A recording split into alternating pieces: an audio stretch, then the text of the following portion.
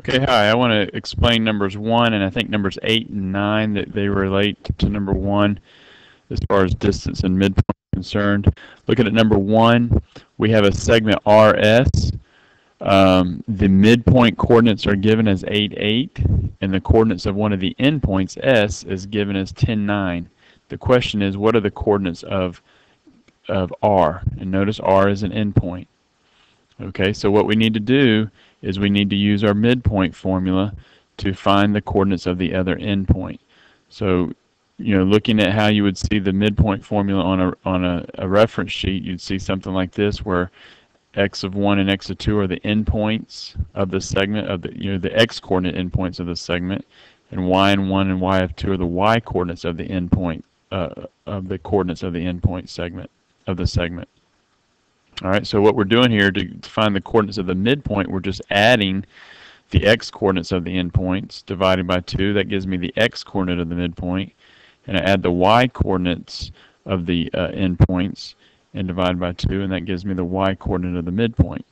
But what we're going to do is we're going to take that formula and we're going to break it up into to where it looks like this. The x coordinate of the midpoint, m stands for midpoint, is equal to the sum of the x coordinates of the endpoints divided by 2, and the y coordinate of the midpoint is equal to the sum of the y coordinates of the endpoints divided by 2. And remember, the subscripts 1 and 2, those are just to differentiate between the y coordinates of each endpoint. It doesn't matter which one we call which. Okay, I could call 10 and 9. I could call that x of 1, y of 1, or x of 2, y of 2.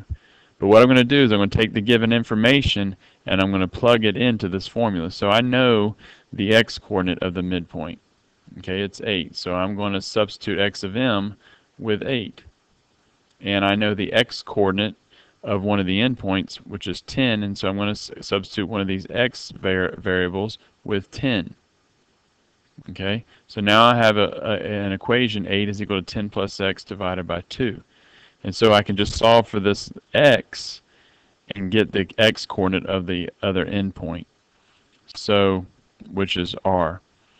So before I can get x by itself, I need to get rid of this 2. This 2 that's being divided into 10 and x is holding them captive. So I need to get rid of this 2 by using opposite or inverse operations.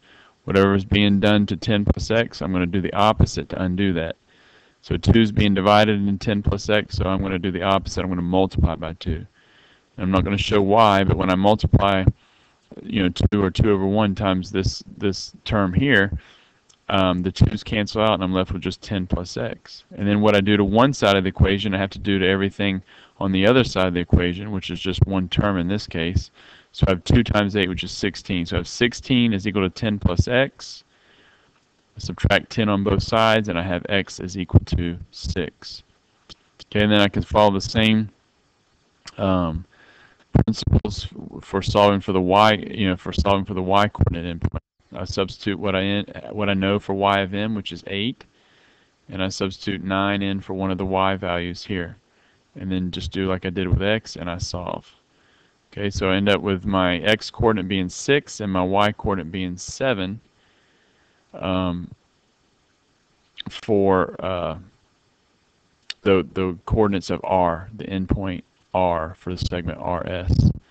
Now let's look at numbers, I think 8 and 9. Okay, number 8 and 9 involve the distance formula. Number 8 directly says find the distance between points 4, 0 and negative 6, 3. So we're going to use our distance formula, the difference of x and 2 and x and 1 squared plus the difference of y and 2 and y1 squared. The sum of those and the square root of that, it gives us the distance between points. So again, with my coordinates, remember the first number is the x coordinate, the second number is the y coordinate, x and y. It doesn't matter which I call which. I could call this x of 2 and y of 2 and this x of 1, y of 1. And I'm just going to plug my values into my formula. So I actually did it the other way. I should have labeled this x of 2, y of 2, and this x of 1, y of 1. I started with 4, and I've got 4 minus negative 6.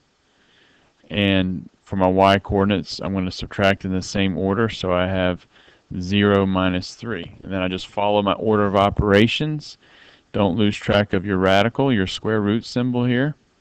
And I end up with a square root of 109, the distance between the points. Okay. Similar problem with number 9. It says the endpoints of two segments are given. Find each segment length. The length is going to be the distance between the endpoints, so I'm using the distance formula. And the question, and it finally says, tell whether the segments are congruent, which means equal in length. So when I use my distance formula, I find that 1's equal to the square root of 61 and 1's equal to the square root of 65. I don't need to put those, use my calculator to put those in decimal point value. I can just compare them this way and see that they're two different values. So the segments are not congruent. And I'm going to stop there.